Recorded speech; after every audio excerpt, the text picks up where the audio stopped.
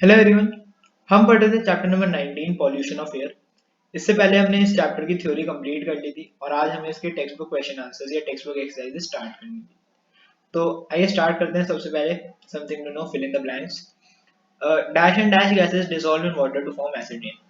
तो वैसे हमने पढ़ा है कि सल्फ्यूरिक एसिड और नाइट्रिक एसिड जब रेन वाटर के साथ मिलते हैं तो एसिड रेन बनती है। लेकिन यहाँ पे हमसे एसिड नहीं पूछा, यहाँ पे हमसे गैसेस पूछा है। तो अगर हमें गैसेस पूछा जाए तो हम लिखेंगे sulphur dioxide and nitrogen dioxide. आप पूरे पूरे नाम लिखना। सल्फर डाइऑक्साइड, चलो मैं लिख ही देता हूँ यहाँ पे, sulphur dioxide and nitrogen dioxide. ये गैसेस के नाम है। अगर यहाँ पे गैसेस की जगह एसिड लिखा होता तो आप लिखते सल्फ्यूरिक एंड नाइट्रिक एसिड। लेकिन यहाँ पे गैसेस बोला है तो आपको इस बात का ध्यान देना है, जो गैस होती है वो सल्फर डाइऑक्साइड और नाइट्रोजन डाइऑक्साइड होती है, SO2 and NO2। Next, the phenomena of corrosion of marbles of the monument by acid rain is called dash. Sorry, जो फिनोमिना है मार्बल्स का कोरोड होना बाय द एसिड रेन, इसको हमने एक टर्म दी थी जिसे हम कहते हैं मार्बल कैंसर। अगर आपको याद हो, मार्बल कैंसर कहते हैं एसिड रेन की वजह से जो कोरोजन होता है मॉन्यूमेंट्स पे, ठीक है, उसे हम कहते हैं मार्बल कैंसर।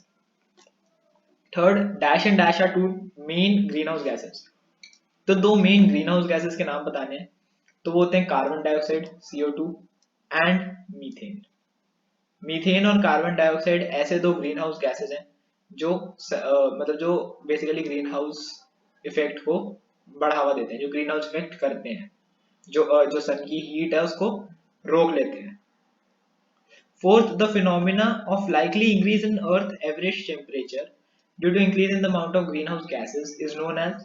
तो ये स्टेटमेंट यहीं तक ही काफी है। अर्थ के एवरेज टेम्परेचर को बढ़ने को हम क्या कहते हैं? It is called global warming. ठीक है, इसे हम कहते हैं global warming. Next, B part, state true or false for the following statement. First, burning of fossil fuel is one of the many causes of air pollution. तो of course ये सही है कि फॉसिल फ्यूल्स के जलने से काफी ज्यादा एयर पॉल्यूशन होती है। तो ये statement is definitely true. Next, high concentration of nitrogen dioxide in the atmosphere can result in respiratory problems. ये स्टेटमेंट भी ट्रू है। अगर एटमॉस्फेयर में नाइट्रोजन डाइऑक्साइड का कंटेंट बढ़ जाता है तो उससे काफी ज्यादा रेस्पिरेटरी प्रॉब्लम्स होती है। Third, the ultraviolet rays of the sun get absorbed mainly by the oxygen present in the atmosphere. तो ये गलत है। ऑक्सीजन से एब्सॉर्ब नहीं होती है सनलाइट। जो सनलाइट एब्सॉर्ब होती है वो होती है ओजोन से। ठीक है, ऑक्सीजन गलत लिखा है, तो ये जो स्टेटमेंट है ये फॉल्स है। Acid rain does not crore metals. Acid rain metals को करोड नहीं करता, तो ये चीज गलत है। एक्चुअली एसिड रेन मेटल्स को भी करोड करता है और मार्बल को भी करोड करता है।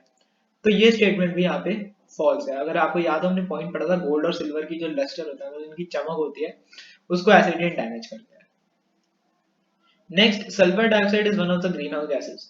तो ये स्टेटमेंट ट्रू है। सल्फर डाइऑक्साइड भी एक तरीके की ग्रीन हाउस गैस है। So this statement is also true. Next, which of the following responsible for depletion of ozone layer. Ozone layer की डिप्लीशन के पीछे कौन सी चीज रिस्पॉन्सिबल है? स्मॉग नहीं, स्मॉग जो होता है वो अर्थ के सरफेस से थोड़ा सा ही ऊपर होता है। नाइट्रोजन डाइऑक्साइड भी रिस्पॉन्सिबल नहीं होता, कार्बन मोनोऑक्साइड भी रिस्पॉन्सिबल नहीं होता। जो मेन केमिकल रिस्पॉन्सिबल होता है ओजोन की डिप्लीशन के लिए, दैट इज CFC या फिर क्लोरोफ्लोरोकार्बन। तो ये वाला ऑप्शन करेक्ट है। ठीक है, ये CFC भी कहते हैं। Next, an increase in the amount of carbon dioxide and methane in atmosphere is likely to lead to। देखो, कार्बन डाइऑक्साइड और मीथेन अभी ऊपर ही पड़ा था, ग्रीन हाउस गैसेस है। तो अगर ग्रीन हाउस गैसेस का अमाउंट एटमॉस्फेयर में इंक्रीज हो जाएगा तो क्या होगा? ओजोन डिप्लीशन नहीं होगी, एसिड रेन नहीं होगी, लेकिन ग्लोबल वार्मिंग होगी। ग्रीन हाउस इफेक्ट मतलब ग्रीन हाउस गैसेस बढ़ेंगे तो ग्रीन हाउस इफेक्ट होगा, और ग्रीन हाउस इफेक्ट होने की वजह से अर्थ का एवरेज टेम्परेचर बढ़ जाएगा, जिसे हम ग्लोबल वार्मिंग कहते हैं। Third, the main gases that trap the solar heat radiations after their reflection from the earth are। तो इसमें आपको सारी याद करने की जरूरत नहीं है।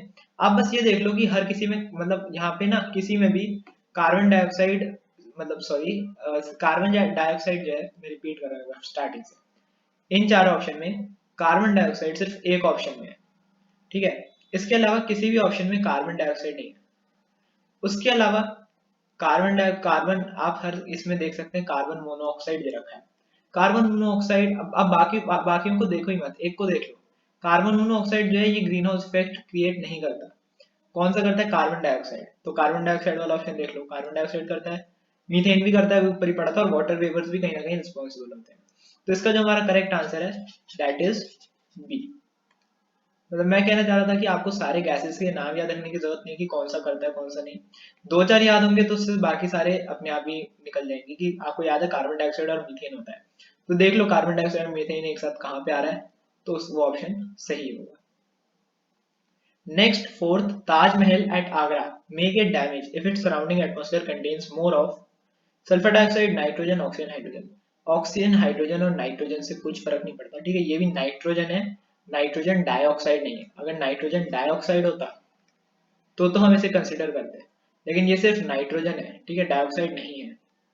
तो इसका हमारा आंसर है सल्फर डाइऑक्साइड, ठीक है। ताजमहल जो है उससे कैसे डैमेज हो सकता है? सल्फर डाइऑक्साइड से, क्योंकि ये एसिड क्रिएट करता है। अगर यहाँ पे नाइट्रोजन डाइऑक्साइड आता तो ये ऑप्शन भी सही हो जाता, मतलब फिर यहाँ पे कुछ और दे देते, यहाँ पे नाइट्रोजन डाइऑक्साइड लिख देते, तो फिर ये वाला ऑप्शन भी सही हो जाता। लेकिन इस वाले आंसर के लिए आपको जो सही करेक्ट आंसर है वो है option number A, sulphur dioxide.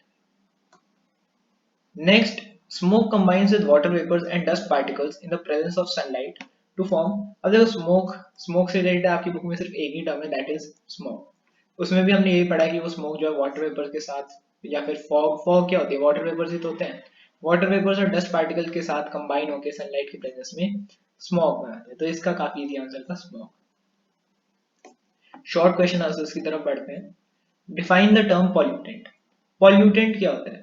तो पॉल्यूटेंट की एक सिंपल सी डेफिनेशन है, जब कोई एक सब्सटेंस इन्वायरमेंट में अपनी नेचुरल अबंडेंस से ज्यादा अमाउंट में प्रेजेंट होता है, ठीक है। कोई भी एक सब्सटेंस है, वो नेचर में प्रेजेंट तो है, लेकिन जितना उसे होना चाहिए उससे ज्यादा अमाउंट में प्रेजेंट है, तो एक, और उसके हार्मफुल इफेक्ट्स है एनवायरनमेंट पे, तो वो एक पॉल्यूटेंट बन जाता है। जैसे अगर आप एग्जांपल लो, जो हमारा एटमॉस्फेयर है, इसमें थोड़े थोड़े अमाउंट में बहुत सारी गैसेस प्रेजेंट है, ठीक है। अब अगर एकदम मान लो नाइट्रोजन डाइऑक्साइड क्या है, हार्मफुल गैस है, लेकिन अगर आप एकदम से नाइट्रोजन डाइऑक्साइड को पूरा हटा दोगे तो क्या होगा? प्लांट्स वगैरह की ग्रोथ नहीं होगी, ठीक है। ये पॉइंट रखना दिमाग में, अगर नाइट्रोजन डाइऑक्साइड नहीं होगा तो प्लांट्स की ग्रोथ नहीं होती, तो आप पूरी तरीके से रिमूव भी नहीं कर सकते। लेकिन अगर यही नाइट्रोजन डाइऑक्साइड अमाउंट में बहुत ज्यादा इंक्रीज हो जाता है तो उससे एसिड रेन वगैरह क्रिएट हो जाती है, जो हार्मफुल है। तो पॉल्यूटेंट क्या है? कोई भी सब्सटेंस जो एनवायरनमेंट में नेचुरली प्रेजेंट तो है, लेकिन अपने अमाउंट से ज्यादा अमाउंट में प्रेजेंट है, मतलब जितना उसे होना चाहिए था उससे ज्यादा प्रोपोर्शन में या ज्यादा अमाउंट में प्रेजेंट है, और हार्मफुल इफेक्ट क्रिएट कर रहा है, उसे हम कहते हैं पॉल्यूटेंट, ठीक है। Second question, state two causes of air pollution. Air pollution के कोई भी दो कॉजेज लिखने हैं तो आप इजीली लिख सकते हैं smoke from factories and vehicles. जो फैक्ट्री से और जो व्हीकल से स्मोक आता है वो किसके लिए रिस्पॉन्सिबल, वो एयर पॉल्यूशन के रिस्पॉन्सिबल है। And use of harmful substance like CFCs, chlorofluorocarbons का यूज रेफ्रिजरेटर्स, एयर कंडीशनर्स वगैरह में किया जाता है, जो बहुत ज्यादा एयर पॉल्यूशन क्रिएट करते हैं। थर्ड एंड थोड़ा important question, how is carboxy haemoglobin form. Carboxy haemoglobin कैसे बनता है? तो ये प्रोसेस कार्बन मोनोऑक्साइड के इनहेलेशन से स्टार्ट होता है। अगर कहीं पे हम गलती से कार्बन मोनोऑक्साइड को इनहेल कर लेते हैं तो वो हमारी लंग्स से पास होके हमारे ब्लड में चला जाता है, ठीक है। कार्बन मोनोऑक्साइड पहले लंग्स में जाता है और लंग्स से हमारे ब्लड में एंटर कर जाता है। अब क्या होता है, जो हमारे ब्लड में हीमोग्लोबिन है वो वैसे तो ऑक्सीजन कैरी करता है, लेकिन अगर उसे ऑक्सीजन की जगह कार्बन मोनोऑक्साइड मिल जाए तो वो कार्बन मोनोऑक्साइड की तरफ चला जाता है। जैसे मान लो यहाँ पे हीमोग्लोबिन है, ये ऑक्सीजन है, तो ऑक्सीजन की तरफ हीमोग्लोबिन, मतलब ऑक्सीजन जो है वो हीमोग्लोबिन की तरफ आ जाएगी। लेकिन अगर यहाँ पे ऑक्सीजन के साथ साथ कार्बन मोनोऑक्साइड भी प्रेजेंट है, CO होता है कार्बन मोनोऑक्साइड, तो अब यहाँ पे ऑक्सीजन नहीं आएगी, यहाँ पे कार्बन मोनोऑक्साइड आएगा। तो अब कार्बन मोनोऑक्साइड हीमोग्लोबिन के साथ जुड़ जाएगा और बना देगा कार्बोक्सी हीमोग्लोबिन। और यहीं पे इसका हार्मफुल इफेक्ट भी है कि अब ये कार्बन मोनोऑक्साइड को एब्जॉर्ब कर रहा है, ऑक्सीजन को एब्जॉर्ब नहीं कर रहा। अब ऑक्सीजन एब्जॉर्ब नहीं होगा तो वो बॉडी में ट्रांसफर नहीं होगा, और अगर बॉडी में ट्रांसफर नहीं होगा, हमारी बॉडी को ऑक्सीजन नहीं मिलेगी, तो ultimately we will die. Fourth question, state the harmful effects of chlorofluorocarbons. तो CFCs या क्लोरोफ्लोरोकार्बन्स जब एटमॉस्फेयर में जाते हैं तो ये ओजोन लेयर की डिप्लीशन क्रिएट करते हैं, मतलब जो ओजोन के पार्टिकल्स हैं उसको तोड़ देते हैं, जिससे ओजोन लेयर डिप्लीट होती है। अब ओजोन लेयर डिप्लीट होगी तो क्या होगा, जो हार्मफुल अल्ट्रावायलेट रेज हैं सन की, जो सन की रेज होती हैं वो अल्ट्रावायलेट होती हैं, तो जब ये अब मतलब ओजोन लेयर टूट गई तो जो ये यूवी रेज हैं ये इजीली अर्थ के अंदर एंटर कर जाएंगी, और अगर ये अर्थ के एटमॉस्फेयर में आती है तो इनके काफी ज्यादा हार्मफुल इफेक्ट्स होते हैं। क्या क्या कि ये स्किन कैंसर क्रिएट करते हैं, तो स्किन कैंसर हो जाता है अगर इसकी कांटेक्ट में आते हैं, और अगर ये डायरेक्ट हमारे आईज पे भी पड़ती हैं तो हमारी आईज जो है वो बुरी तरीके से डैमेज हो जाती है। लास्ट क्वेश्चन शॉर्ट का, suggest any 3 measures that can help to check global warming. कोई भी 3 मेथड जिससे ग्लोबल वार्मिंग रोकी जा सके, तो आप लिख सकते हैं कोई भी, मैंने 3 सिंपल से लिखे हैं। Use of fossil fuel should be minimised, fossil fuel का यूज जो है वो कम से कम होना चाहिए। सीएफसीज का यूज बहुत ज्यादा कम होना चाहिए, ठीक है, ये बहुत इंपॉर्टेंट पॉइंट है, सीएफसीज का इस्तेमाल बहुत कम कर देना चाहिए। और डिफॉरेस्टेशन को रोक कर ज्यादा से ज्यादा पेड़ उगाने चाहिए, ठीक है, डिफॉरेस्टेशन मतलब लार्ज स्केल पे पेड़ों का कटना रोकना चाहिए, और more and more trees should be planted. इसी के साथ हमने इस चैप्टर के टेक्स्ट बुक क्वेश्चन आंसर्स के शॉर्ट तक पूरे कर लिए। नेक्स्ट वीडियो में हम इसके लॉन्ग क्वेश्चन आंसर्स भी कंप्लीट कर देंगे।